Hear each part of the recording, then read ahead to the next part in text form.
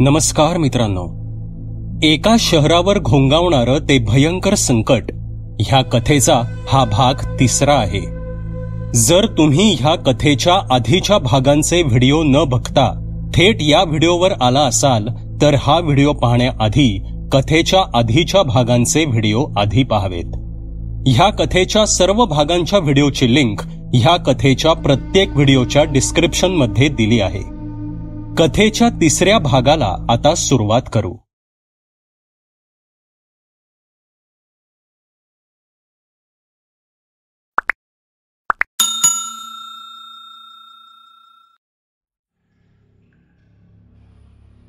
इकडे त्या 1-2 प्रसंगांनंतर पुन्हा काहीही विपरीत न घडल्याने साधना काहीशी निश्चिंत झाली होती. हल्ली साक्षी जरी वारंवार खोटं बोलत असली, रूममध्ये असताना एकट्यानेच बडबड करत असली, तरी सचिनने सांगितल्याप्रमाणे वाढत्या वयामुळे तिच्या स्वभावात फरक पडत असावा असं मानून साधना आता काहीशी बेफिकीर झाली होती. आणि एके सायंकाळी तो भयानक प्रसंग घडला, ज्यामुळे बेफिकीर साधना जणू खडबडून जागी झाली. सायंकाळचे 7:30-8 वाजले होते. स्वयंपाक केव्हाच तयार झाला होता. सचिन कामावरून अजून घरी परतला नव्हता. साधना सोफ्यावर बसून आपल्या आवडीचे धारावाहिक पाहत होती. साक्षी आपल्या रूममध्ये खेळत बसली होती. जवळजवळ अर्धा तास होऊनही साक्षीचा कसलाच आवाज येत नाही हे लक्षात आल्यावर साधना काहीशी घाबरली आणि साक्षीला आवाज न देता दब्या पावलांनी ती तिच्या खोलीकडे जाऊ लागली. खोलीचं दार जरी पुढे लोटलं असलं तरी ते आतून बंद नव्हतं. सावकाश पावले उचलत साधना आता त्या दरवाजाजवळ पोचली. हलक्या हाताने ते दार किंचित उघडून साधनाने आत डोकावून पाहण्याचा प्रयत्न केला आणि आतील दृश्य पाहून ती जणू जागीच खेळली. तिचं हृदय जोरानं धडधडू लागलं. तिचा श्वास फुलला. उभ्या जागीच तोल जाऊ लागल्याने तिने आधारासाठी हाताने हलकेच पकडलेल्या त्या दरवाजावर भार टाकला. तसा तो दरवाजा पटकन मागे सरकत भिंतीवर जाऊन आदळला आणि धाडकन आवाज झाला. त्या आवाजाने बेडवर असणारे ते कावळे भरकन उडून खिडकीतून बाहेर पसार झाले. बेडवर बसलेली साक्षी रागाने साधनाकडे पाहत होती. आपली तंद्री भंग केल्याने साक्षीला भलताच राग आला होता. स्वतःला सावरत कशीबशी उभी राहिलेली साधना साक्षीकडे पाहतच राहिली. क्षणभरासाठी ही आपलीच मुलगी आहे का असा प्रश्न तिला पडला होता. साधनाने जेव्हा दरवाजातून आत पाहिलं होतं तेव्हा साक्षी बेडच्या मध्यभागी मांडी घालून बसली होती. तिचे तोंड खिडकीच्या दिशेने होते आणि तिच्या भोवती 6-7 कावळे वर्तुळाकार बसून तिच्याकडे एकटक पाहत होते. साक्षी मात्र एकटक खिडकीकडे पाहत होती. खिडकीत ते तांबूस रंगाचं भलं मोठं घुबड बसलं होतं. ते घुबड आपली झेंडूसारखी मान वर खाली करून काहीतरी बोलण्याचा प्रयत्न करत असल्याचा भास होत होता आणि साक्षी मात्र भान हरपल्यासारखी त्याच्याकडे पाहत होती. साधनाकडून तो दरवाजा ढकलला गेल्यानं जो आवाज झाला त्या आवाजासरशी खिडकीतले घुबड आणि ते कावळे पटकन खिडकीतून बाहेर पडत बाहेरील अंधारात गायब झाले होते. आणि या साऱ्या प्रकाराने चिडलेली साक्षी साधनाकडे रागाने पाहत होती. क्षणभर साधनालाही आपल्या मुलीच्या नजरेत असणारी भयानकता पाहून घाबरायला झालं. पण पुढच्याच क्षणाला स्वतःला सावरत साधनाने तिला जोराने आवाज दिला, साक्षी. तशी साक्षी जणू झोपेतून जागी झाल्यासारखी त्या तंद्रीतून बाहेर आली आणि पटकन धावत येऊन तिने आपल्या आईला मिठी मारली. साक्षीला घडल्या प्रकाराबद्दल काहीही आठवत नसलं तरी साधना मात्र या प्रकाराने भयंकर घाबरली होती. काहीतरी विचित्र गोष्ट आपल्या मुलीच्या मागे लागली आहे याबद्दल तिला आता खात्री झाली होती. पण याबद्दल करायचं तरी काय हा मोठा यक्ष प्रश्न होता. कारण सचिनशी तर तिने आधीही बोलण्याचा प्रयत्न केला होता, त्यामुळे त्याच्याशी पुन्हा बोलून काही फायदा होईल असं तिला वाटत नव्हतं. आणि अचानक तिच्या मनात आपल्या भावाचा प्रतापचा विचार आला. हो, प्रतापशीच बोलायला हवं. तो नक्की विश्वास ठेवेल माझ्यावर आणि मला मदतही करेल. पण ही गोष्ट फोनवर सांगण्यासारखी नाहीये. त्याला घरी बोलवायला हवं आणि सविस्तर सांगायला हवं. उद्या सकाळीच त्याला फोन करून आपण घरी बोलवूयात, हा विचार करून साधना काहीशी निश्चिंत झाली. कारण तिला आपल्या भावावर विश्वास होता. आपला भाऊ आपली नक्कीच मदत करेल याची तिला खात्री होती. शहरावर दाटलेला घनदाट काळोख अरण्याकडे सरकताना मात्र अधिकच गहिरा वाटत होता. आज अमावस्या होती. मागील अमावस्येला झालेल्या फसवणुकीनंतर तो आघोरी जणू या अमावस्येच्या रात्रीचीच वाट पाहत होता. मधल्या काळात त्यानं हे संपूर्ण अरण्य पालथं घातलं होतं, पण त्या अभद्र जाणीवेचा कुठेही लवलेशही नव्हता. अरण्यात वावरणारी ती सैतानी ताकद अमावस्येलाच आपलं अस्तित्व प्रबळपणे दाखवते हे एव्हाना त्या आघोरीच्या लक्षात आलं होतं. त्यामुळे अमावस्येच्या रात्रीची वाट पाहण्याशिवाय आघोरीकडे काही पर्याय नव्हता. आजच्या रात्री काहीही करून हे प्रकरण संपवायचं असा त्यानं जणू चंगस बांधला होता.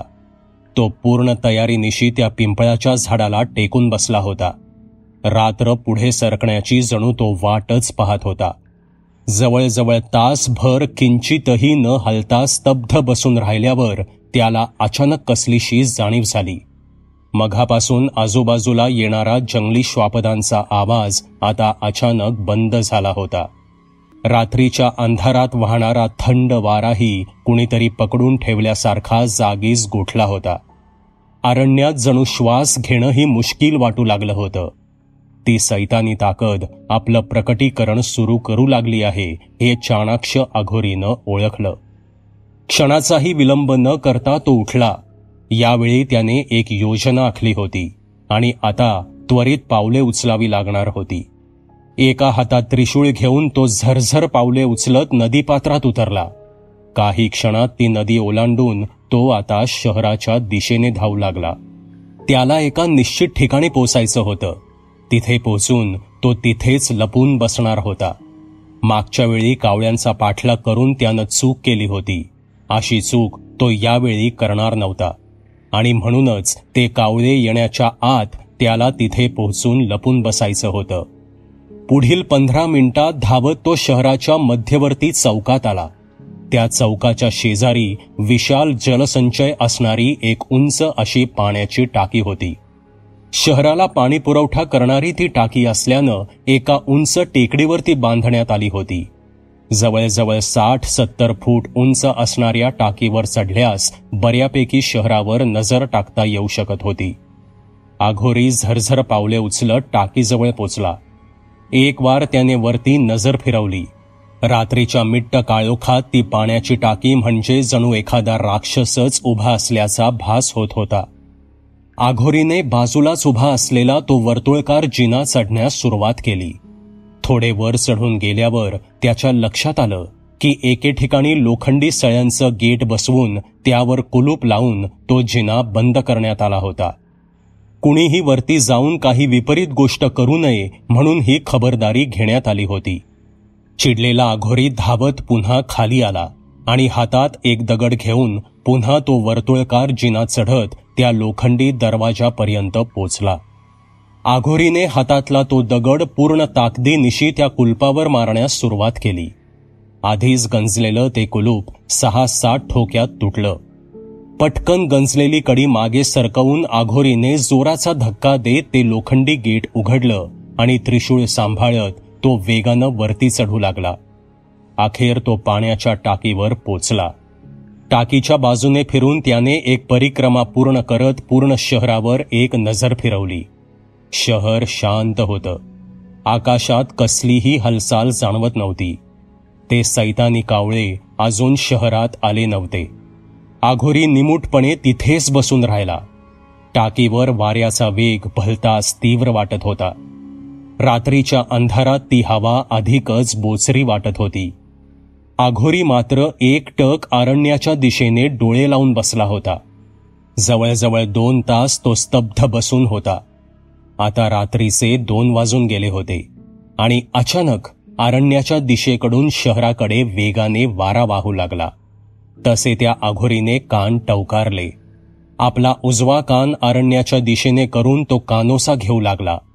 तो केवळ कान देऊन ऐकत नव्हता, तर तोंडाने एक मंत्र सुद्धा पुटपुटत होता आणि त्या मंत्राने आपली कमाल दाखवली. 3-4 किलोमीटर दूरवरून येणाऱ्या त्या कावळ्यांचा आवाज पुसटसा का असेना, पण त्या अघोरीच्या कानापर्यंत पोचला. तो सैतानी आवाज ऐकून न कळत त्या अघोरीच्या हाताच्या मुठी त्वेषाने आवळल्या गेल्या. पण यावेळी कसलीही गडबड न करता त्याला आपली कामगिरी फत्ते करायची होती आणि म्हणूनच तो वाट पाहत तिथेच बसून राहिला. त्या अभद्र पक्ष्यांची चाहूल लागताच अघोरी सावध पावित्र्यात बसला. स्वतःला शक्य तेवढं लपवून तो अरण्याकडे टक लावून पाहत होता. आता वाऱ्याचा वेग वाढला तसा कावळ्यांचा आवाज स्पष्ट येऊ लागला. डोळे बारीक करून अघोरी जणू त्यांचीच वाट पाहत होता. हळूहळू आकाशात हालचाल जाणवू लागली. अमावस्येच्या रात्रीच्या त्या मिट्ट काळोखात काहीही दिसणं अशक्य असलं तरी अघोरीसाठी मात्र ते शक्य होतं, कारण त्याच्या जाणीवा तितक्या प्रगल्भ होत्या. आणि पुढच्या 5 मिनिटात अघोरीला ते घुबड नजरेस पडलं.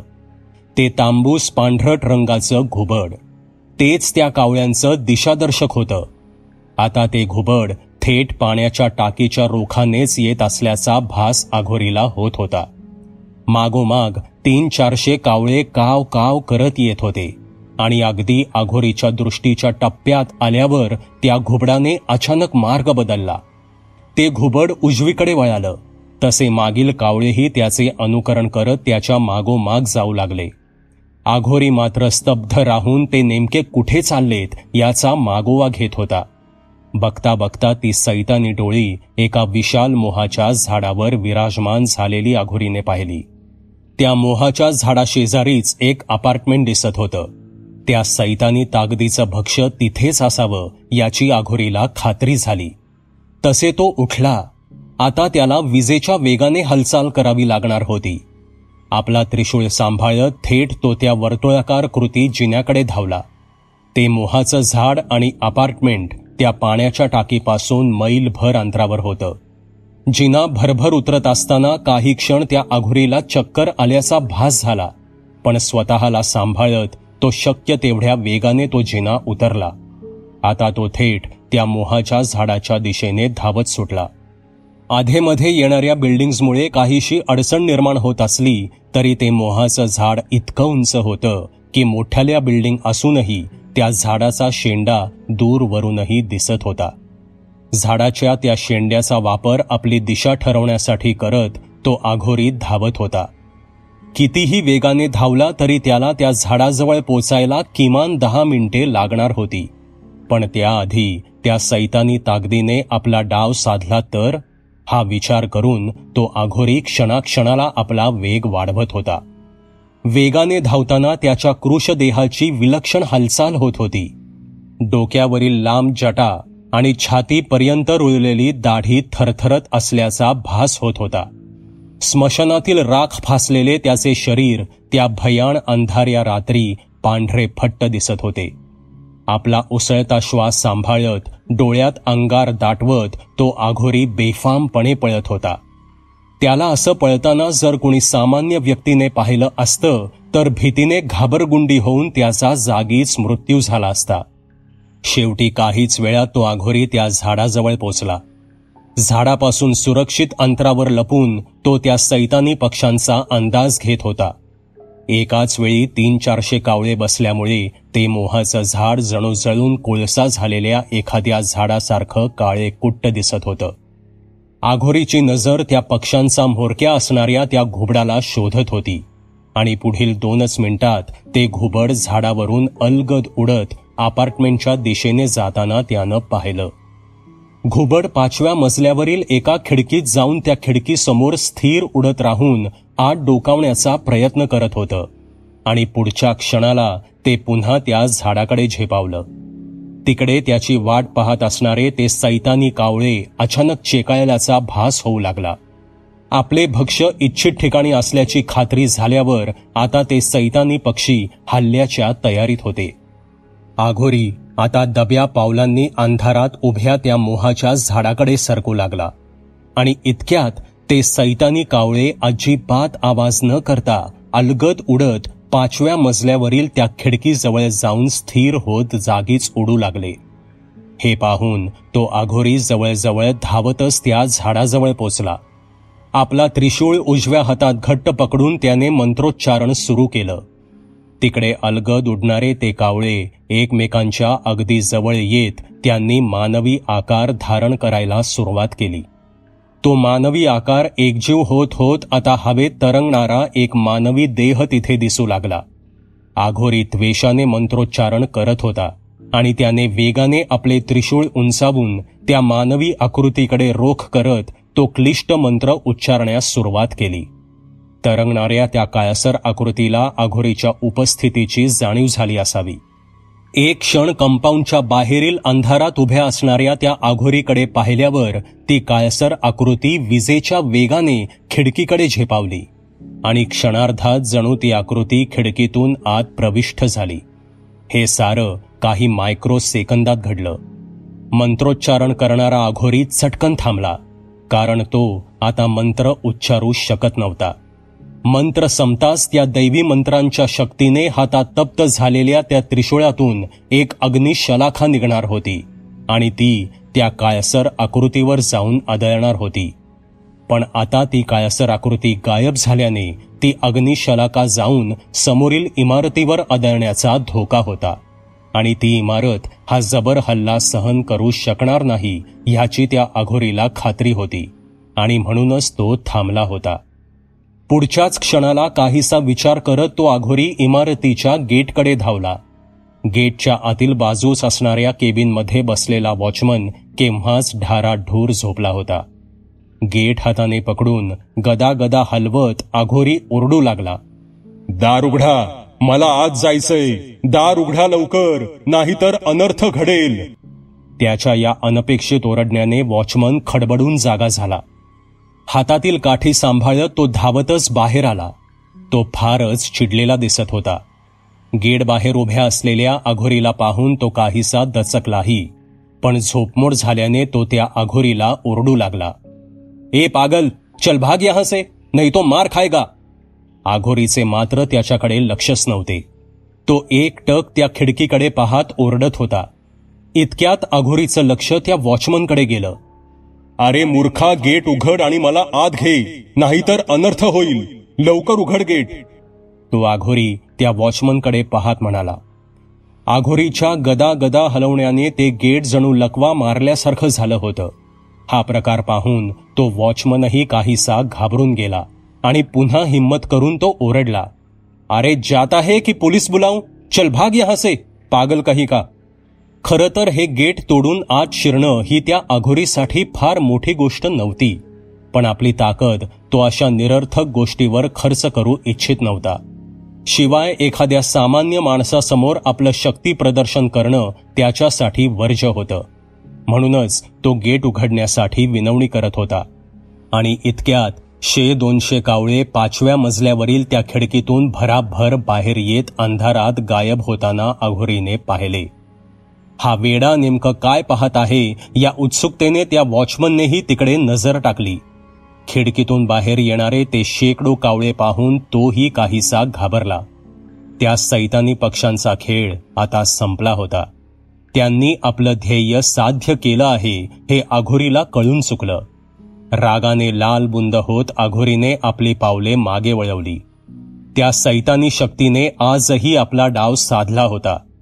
अघोरीने पूर्ण ताकदीनिशी तो मंत्र उच्चारेपर्यंत ती सैतानी ताकद तिथून गायब झाली होती. काहीसा निराश होत मंत्रांच्या शक्तीने तप्त झालेले त्रिशूळ सांभाळत तो अघोरी आता पुन्हा अरण्याच्या दिशेने निघून गेला.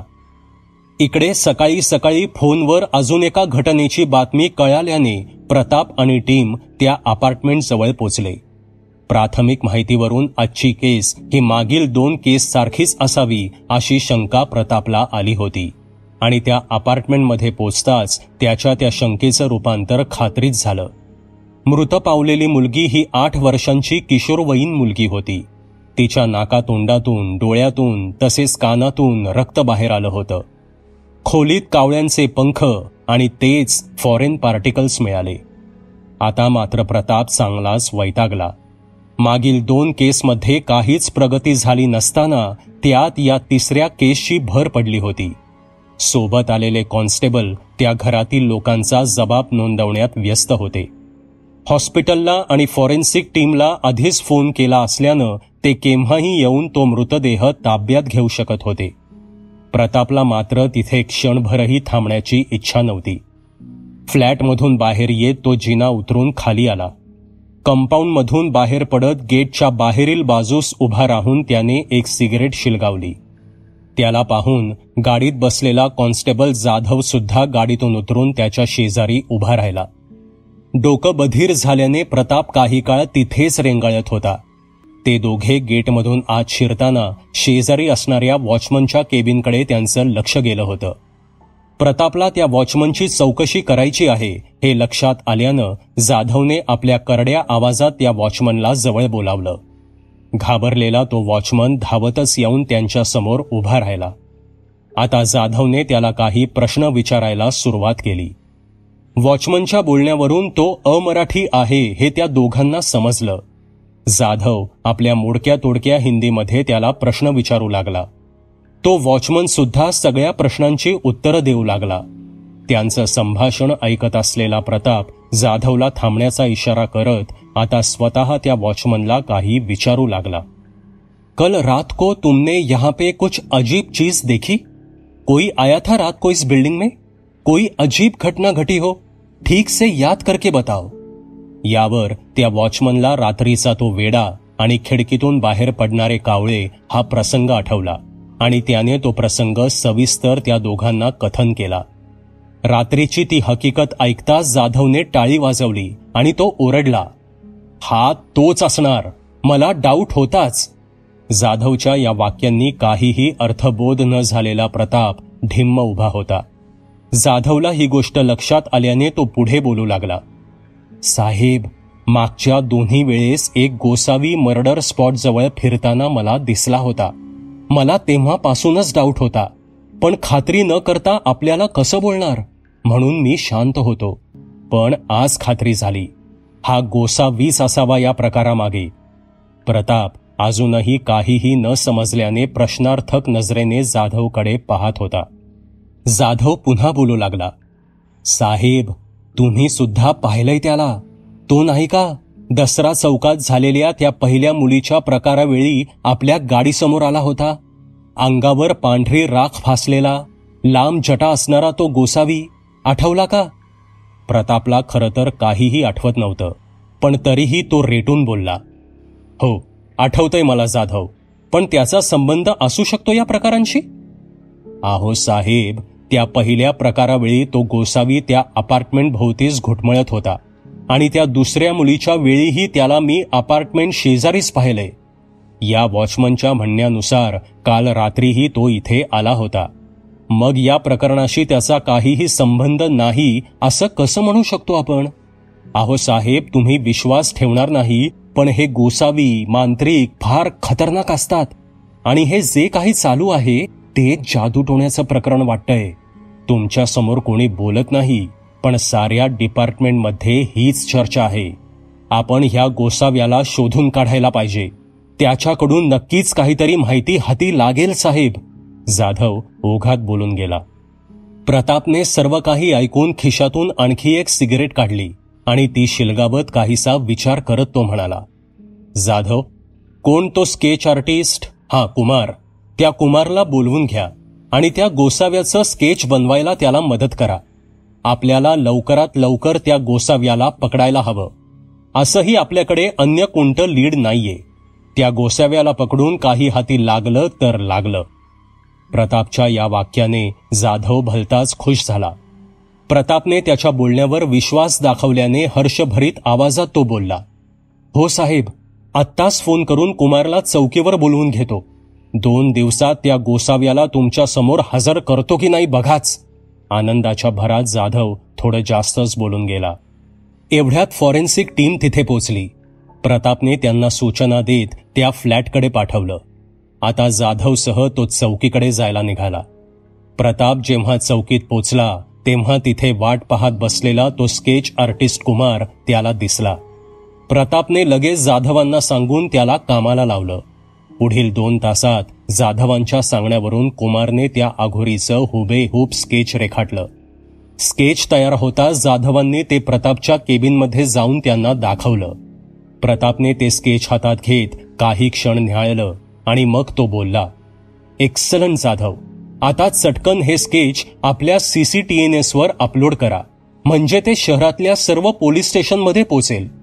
हा व्यक्ती सापडल्यास त्याला त्वरित ताब्यात घेऊन आमच्या स्टेशनला कॉन्टॅक्ट करा, असा मेसेज सुद्धा त्यावर नमूद करा. चला लवकर पावलं उचला. पहिल्यांदाच या केसमध्ये काही लीड मिळाल्याने प्रताप भलताच उतावीळ वाटत होता. जाधवने हाताचा अंगठा दाखवून होकार देत तो केबिनमधून बाहेर पडला. त्याने लगेच कोपऱ्यात बसलेल्या एका तरुण कॉन्स्टेबलकडे ते स्केच देत ते लवकर CCTNS सर्व्हरवर अपलोड करण्यास सांगितलं. CCTNS म्हणजेच crime and criminal tracking network and system. ही एक अशी सिस्टीम असते जी भारतातील सर्व पोलीस स्टेशन्सना इलेक्ट्रॉनिकली जोडते. पुढील काही सेकंदात त्या अघोरीचं स्केच शहरातील सर्व पोलीस स्टेशन्समध्ये पोचलं.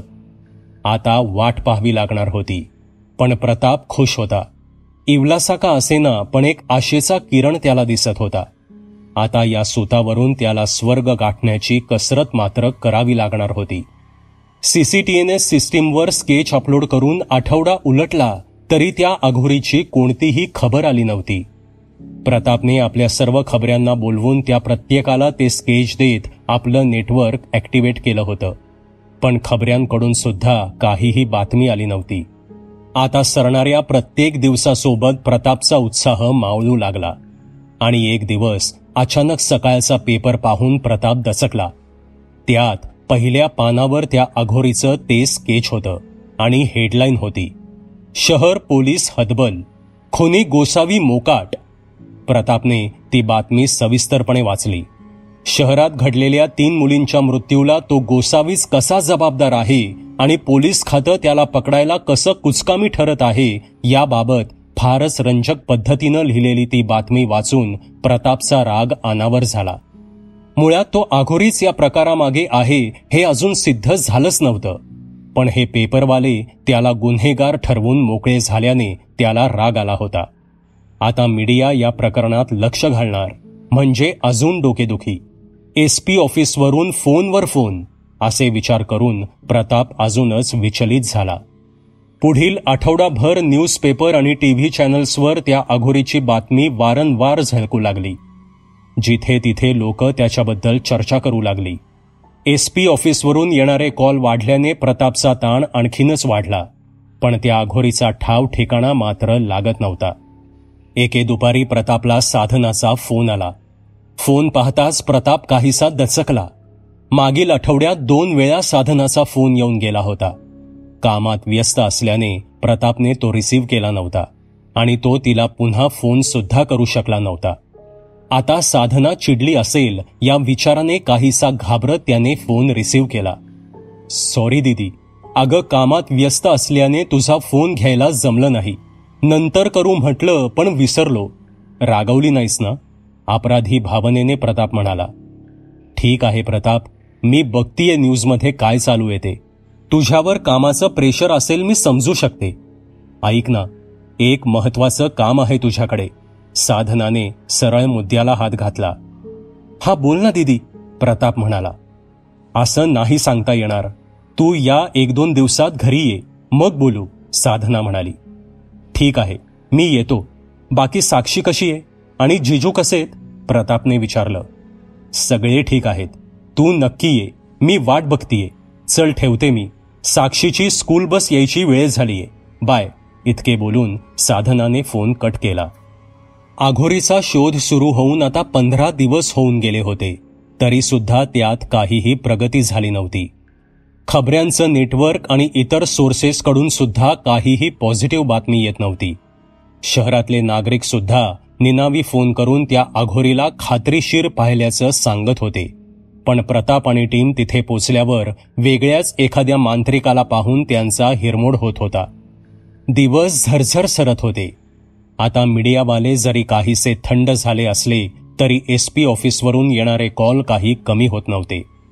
प्रताप कधी नव्हे एवढा दडपणाखाली आला होता. साधनाचा मागील आठवड्यातही फोन येऊन गेला होता, पण कामाच्या व्यापात त्याला साधनाकडे जायला जमलं नव्हतं. आणि एक दिवस त्याला मिलिंदचा फोन आला. काय मग साहेब, काय चाललंय? मिलिंद म्हणाला. काय चाललंय? अरे वेड लागायची वेळ आलीये यार. काय चाललंय ते समजतच नाहीये, हताश प्रताप म्हणाला.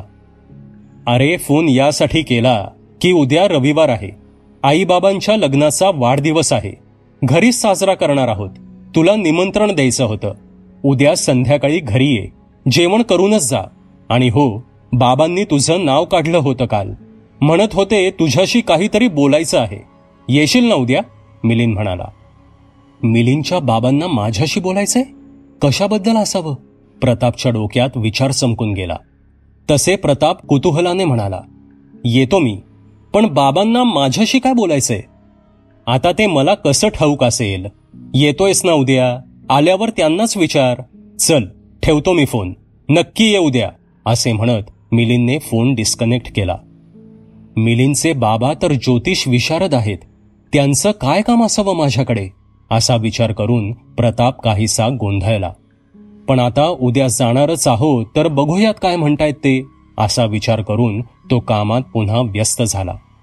सकाळी जाग येताच प्रताप चटकन उठून बसला. खरं तर बेडवरून उतरायची त्याची इच्छाच नव्हती, पण नाईलाज होता. ड्युटीवर तर जावंच लागणार होतं. हलकेच झुकून त्याने उशीजवळचा मोबाईल हातात घेतला. आज तर रविवार आहे हे समजल्यावर आनंदाने तो पुन्हा बेडवर आडवा होत मोबाईल चालू लागला. फेसबुक, इन्स्टा आणि बाकी सोशल मीडिया अपडेट्स पाहून झाल्यावर त्याने बातम्या पाहिल्या. आणि अचानक त्याला लक्षात आलं की आज सायंकाळी आपल्याला मिलिंदच्या घरी जायचंय. त्याच्या आईबाबांसाठी एखादं गिफ्टही घ्यावं लागेल. प्रतापच्या डोक्यात विचार आला. जवळजवळ तासभर लोळत राहिल्यावर तो उठला आणि अंघोळीसाठी निघून गेला. दुपारी 1च्या दरम्यान प्रतापला साधनाचा फोन येऊन गेला. ती पुन्हा घरी ये म्हणत होती, पण प्रताप आज कुठेही जाण्याच्या मूडमध्ये नव्हता. रात्री त्याला मिलिंदकडे जावं लागणार होतं, पण तो नाईलाज होता. त्यानं येणार म्हणून शब्द दिला होता.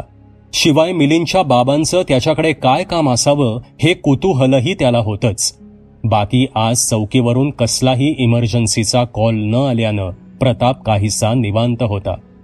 त्यानं आजचा पूर्ण दिवस जणू स्वतःसाठीच राखून ठेवला होता.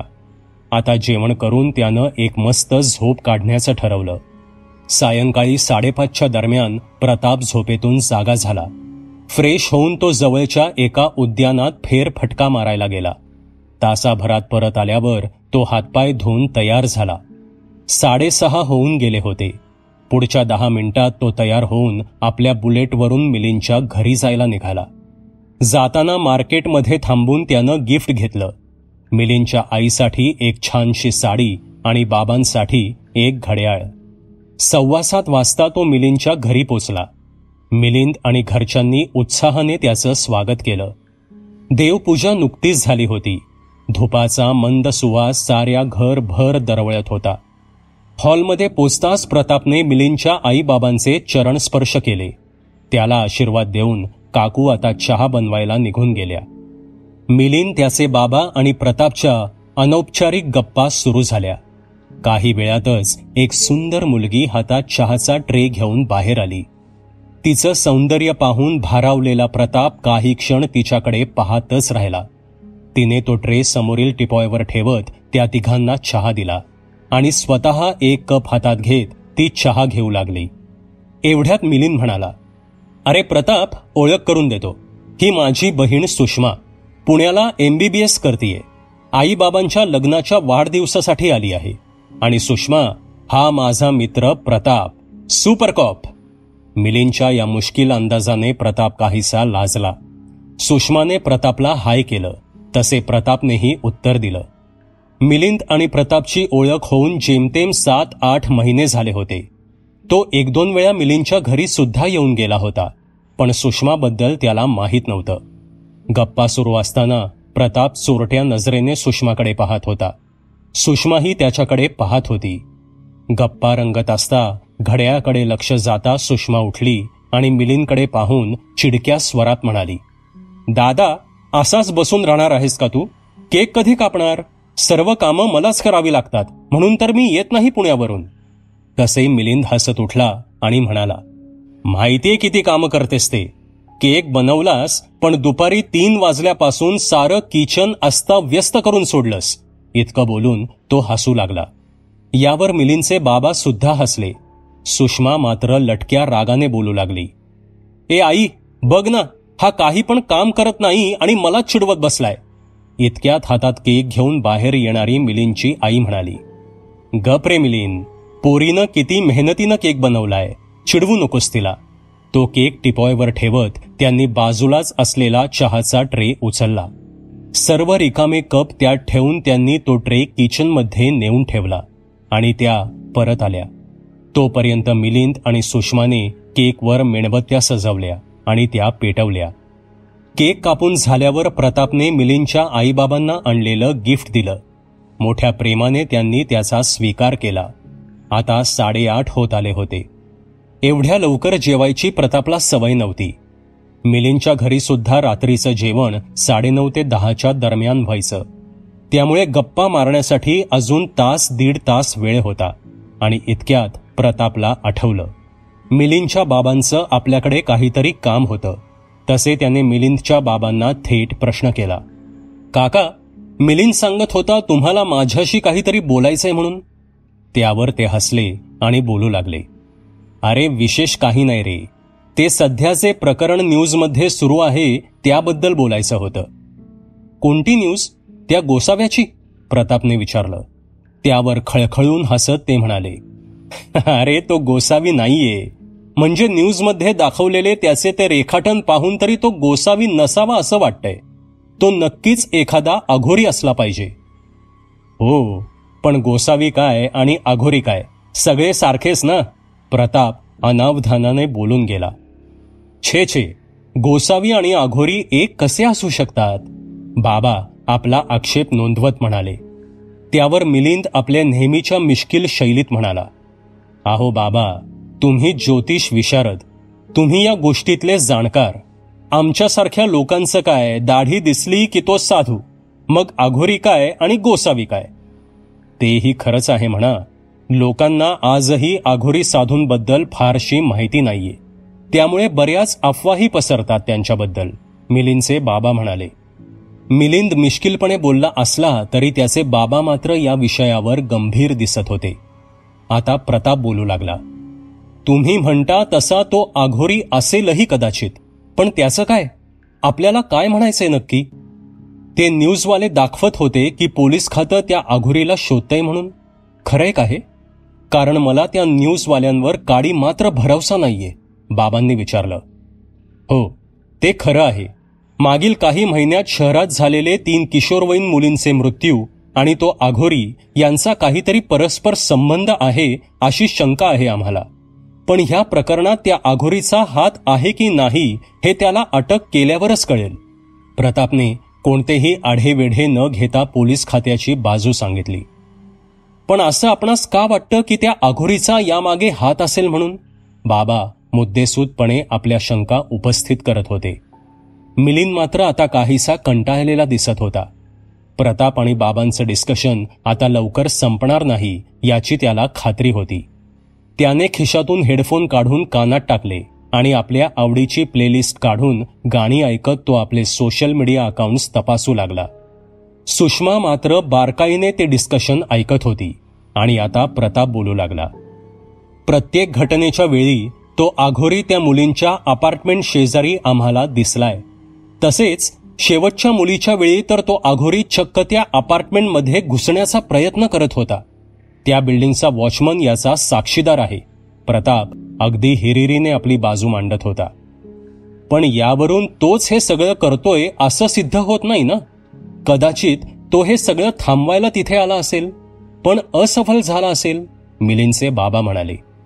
बाबांनी बोलून दाखवलेल्या शक्यतेबद्दल प्रतापने कधी विचारच केला नव्हता. मिलिंदच्या बाबांच्या म्हणण्याप्रमाणे खरंच तो अघोरी हे सर्व थांबवायला तिथे येत असेल तर ही शक्यताही नाकारता येणार नाही. प्रतापच्या डोक्यात विचार चमकून गेला आणि एवढ्यात त्या डिस्कशनमध्ये सुषमाची एंट्री झाली आणि ती म्हणाली, पण बाबा, जर तो अघोरी हे थांबवायला तिथे पोचत असेल तर आता पोलीस शोधत असताना तो असा लपून का बसलाय? सगळ्यांसमोर येऊन तो आपली बाजू का मांडत नाहीये?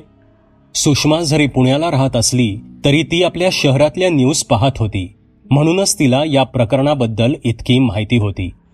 सुषमाने डिस्कशनमध्ये आपली बाजू घेतल्याने प्रतापला काही क्षण छान वाटलं. अरे पोरांनो, आघोरी म्हणजे सामान्य माणूस नव्हे जो पुढे येऊन पोट तिडकीने आपली बाजू मांडत बसेल. ते फक्त शरीराने मानवी असतात. बाकी या जगाचे नियम ते पाळत बसत नाहीत. तुम्हाला सांगून तरी काय उपयोग म्हणा. आजच्या पिढीला अशा गोष्टी समजून घेण्यात इंटरेस्ट कुठे असतो? बाबा उपरोधाने म्हणाले. तेही खरं असेल म्हणा, पण काका, मला इंटरेस्ट आहे अघोरींबद्दल जाणून घेण्यात, आणि कदाचित त्यामुळे माझ्या केसमध्येही ह्याची काहीतरी मदत होऊ शकते. तुम्ही प्लीज सांगा, प्रताप म्हणाला. प्रतापला आता यामध्ये कुतूहल वाटू लागले होते. हो बाबा, प्लीज, मलाही आवडेल ऐकायला अघोरींबद्दल. काहीतरी नवीन माहिती मिळेल. सुषमाने सुद्धा आता आग्रह सुरू केला. तसे बाबा बोलू लागले. हे पहा, आघोरी म्हणजे केवळ दाढी जटा असलेला, अंगावर स्मशानातील राख फासलेला, असंबंध बडबडणारा कुणीतरी वेडा मनुष्य नव्हे, किंवा तंत्रमंत्र जाणणारा कुणी तांत्रिक मांत्रिक नव्हे. आघोरी हा एक सिद्ध पुरुष असतो. साक्षात कैलासपती शंकराचा अंशच म्हणा ना. एका सिद्ध आघोरीकडे हजारो मांत्रिकांचे मंत्रजाल आणि अनेक प्रेतात्मे एका चुटकी सरशी नष्ट करण्याची शक्ती असते. बाबा भारावल्यासारखे बोलत होते. ते पुढे बोलू लागले. अरे, जेव्हा 200-300 साधक आघोरी साधनेच्या त्या खडतर प्रवासावर निघतात, तेव्हा त्यांच्यातील 1-2 साधकच शेवटपर्यंत पोहोचून सिद्धी प्राप्त करतात. बाकीचे मात्र या खडतर प्रवासात कुठेतरी हरवून जातात. काही वेडे होतात तर काही मृत पावतात. अशी खडतर साधना करून सिद्धी मिळवलेला सिद्ध पुरुष किशोरवयीन मुलीच्या हत्येचे पातक का करेल? प्रताप आणि सुषमा भान हरपून बाबांचे बोलणे ऐकत होते. आणि तेवढ्यात सुषमा म्हणाली, बाबा, एक सामान्य व्यक्ती ते आघोरी हा प्रवास कसा असतो? थोडं सविस्तर सांगा ना प्लीज. त्यावर गळा खाकरत बाबा बोलू लागले. मी एक साधा ज्योतिष विशारद आहे. या विषयाचा तज्ज्ञ मी नाहीये, पण तरीही माझ्या वाचनात आलेली माहिती मी तुम्हाला देऊ शकतो. माहिती अगदी जुजबी असली तरी आघोरींबद्दल अगदी प्राथमिक माहिती म्हणून ऐका. जेव्हा एखादा सामान्य मनुष्य आघोरी साधक व्हायचा विचार करतो, तेव्हा त्याला प्रथम एक आघोरी गुरु शोधून त्यांना आपला गुरु बनण्याबद्दल विनंती करावी लागते. जर तो आघोरी या साधकाचा गुरु बनण्यास तयार झाला, तरीही तो आघोरी साधकाला पुन्हा विचार करायला सांगतो. कारण आघोरी साधनेचा मार्ग फारच खडतर असून सारासार विचार करूनच व्यक्तीने यामध्ये प्रवेश करावा, ही त्यामागची भावना असते. एकदा का साधक ठाम आहे याची खात्री झाली की तो आघोरी त्या साधकाला ग्रहणाच्या रात्री स्मशानात घेऊन जातो. आघोरी त्या साधकाभोवती स्मशानातील राखेचे एक वर्तुळ तयार करतो आणि त्या साधकाला वर्तुळाच्या मध्यभागी बसायला सांगतो आणि आपला विधी सुरू करतो. विधी संपताना आघोरी साधकाच्या कानात एक मंत्र पुटपुटतो. तो गुरुमंत्र साधकाला पुढील आयुष्यभर लक्षात ठेवायचा असतो. आणि मग सुरू होते साधकाची अग्निपरीक्षा. यामध्ये साधनेचे विविध टप्पे साधकाला पार करावे लागतात. क्रमवार सांगायचं झाल्यास पहिला टप्पा म्हणजे भूतशुद्धी. यामध्ये साधकाला कठोर योगाभ्यासाने आपल्या ज्ञानेंद्रिये आणि कर्मेंद्रिये यांवर ताबा मिळवावा लागतो.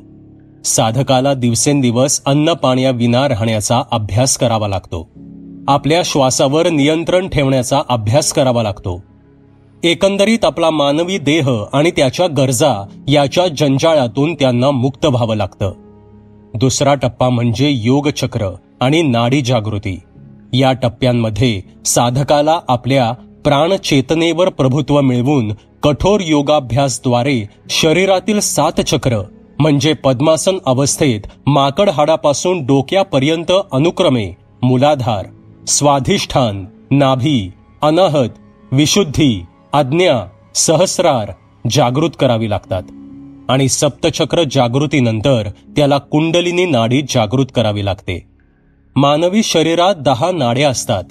त्यापैकी 4 अतिमहत्वाच्या मानल्या जातात आणि त्या म्हणजे इडा, पिंगाळ्या, सुषमना आणि कुंडलिनी. इडा नाडी ही आपल्या डाव्या नाकपुडीपासून थेट मूलाधार चक्राकडे जाते. तिला चंद्र नाडी असेही म्हणतात. तर पिंगाळ्या नाडी ही सूर्य नाडी मानली जाते, जी उजव्या नाकपुडीपासून मूलाधार चक्राकडे जाते. आणि सुषमना नाडी ही नसिकेच्या मध्य भागातून मूलाधार चक्राकडे जाते. साधकाने कठोर योगाभ्यासाने श्वासावर नियंत्रण मिळवून इडा पिंगाळ्याऐवजी सुषमना नाडीतून श्वासोश्वास सुरू केल्यास त्याद्वारे मूलाधार चक्रात कुंडली मारून बसलेली कुंडलिनी नाडी जागृत करता येते आणि ते शक्य झाल्यास तो साधक शरीरातील अपार ऊर्जेचा अनुभव घेतो. जागृत झालेली कुंडलिनी नाडी हळूहळू 6 चक्रे पार करत सहस्रार चक्रात विलीन होते आणि साधक मुक्तीच्या मार्गावर जाण्यास तयार होतो. तो एक सिद्ध साधक बनतो. तसे मध्येच बाबांना थांबवत सुषमा विचारू लागली, पण बाबा, ते मांत्रिक वगैरे असंच काहीतरी करतात, मी वाचलं होतं एके ठिकाणी. मग अघोरी आणि मांत्रिक यामधील फरक काय? त्यावर बाबा पुन्हा बोलू लागले, हे पहा, कुंडलिनी शक्ती जागृत करण्यात काही मांत्रिक यशस्वी होतातही, पण मूळ फरक उद्देशाचा आहे. तांत्रिक मांत्रिक कुंडलिनी शक्ती जागृत करतात ते काहीतरी स्वार्थासाठी, धनदौलत, वशीकरण, शत्रुविनाश, भूतपिशाच जागृती अशा काळ्या कामांसाठी. पण अघोरी मात्र ही साधना केवळ आपल्या मुक्तीसाठी किंवा जगत कल्याणासाठी करतो आणि हा फार महत्वाचा फरक आहे. मांत्रिकाकडे ज्या तंत्रविद्या असतात त्यापेक्षा कितीतरी घातक विद्या एका अघोरीकडे असतात, पण तो त्याचा गैरवापर करत नाही. आजकालच्या मुलांच्या भाषेत सांगायचं झालं तर मांत्रिक जर ग्रॅज्युएट असेल तर एक सिद्ध अघोरी डबल PhD असतो असं म्हणायला हरकत नाही. इतके बोलून आपल्याच या स्पष्टीकरणावर बाबा स्वतःच मनमुराद हसले. ओके, पण अघोरीचा यापुढील प्रवास? प्रतापने कुतूहलाने विचारलं. तसे बाबा पुढे बोलू लागले. दुसरा टप्पा पूर्ण झाल्यावर साधकाला तिसऱ्या टप्प्यात तंत्र साधना शिकवली जाते. बीजमंत्र आणि मांत्रिक मंडलयामध्ये साधकाला त्याच्या सत्व, रज अथवा तमगुणानुसार बीजमंत्र दिला जातो आणि योग्य अनुष्ठानांद्वारे साधक सिद्धी प्राप्त करू शकतो. त्याला जटिल तसेच अतिजटिल तंत्र साधना शिकवल्या जातात, पण साधक या तंत्रांचा वापर फक्त स्वयंमुक्ती किंवा विश्व कल्याणासाठीच करू शकतो. मोहाला बळी पडून जर साधकाने तंत्रांचा वापर वैयक्तिक स्वार्थासाठी केला तर तो साधक अघोरी बनण्यास अपात्र ठरतो आणि अशा साधकाला प्रसंगी देहदंडाची शिक्षा सुद्धा होऊ शकते. यानंतर येतो चौथा टप्पा. साधना चयन तंत्रमंत्र साधनेने सिद्ध साधकाला आता आपल्या प्रिय दैवी शक्तीची साधना करण्याची मुभा असते. यामध्ये असणाऱ्या कालभैरव साधना, महारुद्रेश्वर साधना, अप्सरा साधना, बटुक भैरवी साधना, काली साधना, वटभैरवी साधना, हनुमान साधना, चंडिका साधना, बागलामुखी साधना या निरनिराळ्या साधनांपैकी साधक आपल्या आवडीच्या शक्तीची साधना निवडू शकतो. ह्यानंतर सुरू होतो 5वा टप्पा. अघोरी प्रस्थान साधक आता एक सिद्ध हस्त अघोरी बनला असतो आणि तो आता या संसारिक जगापासून दूर एकांतात मुक्ती मार्ग शोधण्यास मोकळा असतो. तर अघोरीबद्दलची ही माहिती अगदी वरवरची असली तरी तुम्हाला अघोरी आणि त्याच्या या अनोख्या दुनियेची छोटीशी चुणूक दाखवण्यासाठी पुरेशी आहे. फारच उपयुक्त आणि ज्ञानात भर टाकणारी माहिती आहे काका, पण माझी एक शंका आहे, प्रताप म्हणाला. बोल बाळ, बाबा म्हणाले. हे अघोरी साधू म्हणे मृत माणसाचे मांस भक्षण करतात, दारू पितात, गांजा ओढतात, हे असं का? यावर काहीसे हसून बाबा बोलू लागले. मानवी मांस भक्षण अयोग्य आहे, मदिरा सेवन अयोग्य आहे, हे सर्व कुणी ठरवलं? आणि मग इतर प्राण्यांचे मांस भक्षण योग्य आहे का? मुळात मी त्याचं समर्थन करतोय असं बिलकुल नाही, पण आपल्याला हे समजून घ्यायला हवं की एका अघोरीसाठी पाप, पुण्य, मान्य, अमान्य असं काहीही नसतं. ते ज्या शांत चित्ताने एखाद्या राजवाड्यात राहू शकतात त्याच अविचलतेने ते स्मशानातही राहतात. राग, किळस, घृणा, मत्सर या मानवी भावना त्यांनी केव्हा सोडून दिलेल्या असतात. त्यांचं जीवन एक कोरी पाटी बनलेलं असतं. आणि मदिरा गांजाबद्दल म्हणत असाल तर योग्य प्रमाणात अंमली पदार्थांचं सेवन माणसाची एकाग्रता वाढवतं, हे विज्ञानाने सुद्धा मान्य केलंय. हो की नाही डॉक्टर? बाबांचा रुख सुषमाकडे होता. सुषमाने याबद्दल वाचलं होतं आणि तिने ह्याला होकार दिला. आणि एवढ्यात आतून मिलिंदच्या आईचा आवाज आला. 10 वाजत आलेत, सगळेजण हात धुवून जेवायला या बघू. तसे प्रताप, सुषमा आणि बाबा उठले. मिलिंद केव्हाच आपल्या खोलीत निघून गेला होता. सुषमाने जाऊन त्याला आवाज दिला आणि ते सर्व डायनिंग टेबलकडे निघाले. पुढील अर्ध्या तासात जेवण उरकून प्रताप घरी जायला निघाला. सर्वांचा निरोप घेत असता मिलिंदचे बाबा म्हणाले, प्रताप, त्या आघोरीला जर तुम्ही पकडलत तर कृपा करून त्याच्यावर कोणतीही जबरदस्ती करू नका. कारण सामान्य व्यक्तीवर जरी तो आपली ताकद वापरू शकत नसला तरी स्वसंरक्षणार्थ तो हे करू शकतो. आणि हो, मृत पावलेल्या त्या 3 मुलींपैकी कोणत्याही 2 मुलींची कुंडली मिळाली तर पहा, आणि जर तिघींचीही मिळाली तर अतिउत्तम. हो काका, बघतो मी. चला, येतो मी आता, असे म्हणत प्रताप बाहेर पडला. निघताना त्याच्याकडे पाहून सुषमाने केलेलं स्मित खूप काही बोलून गेलं होतं. सबस्क्राईब करा एटी स्टोरी टेलर चॅनलला आणि बेल आयकन दाबून ऑलवर क्लिक करा आमचे व्हिडिओज सगळ्यात आधी बघण्यासाठी.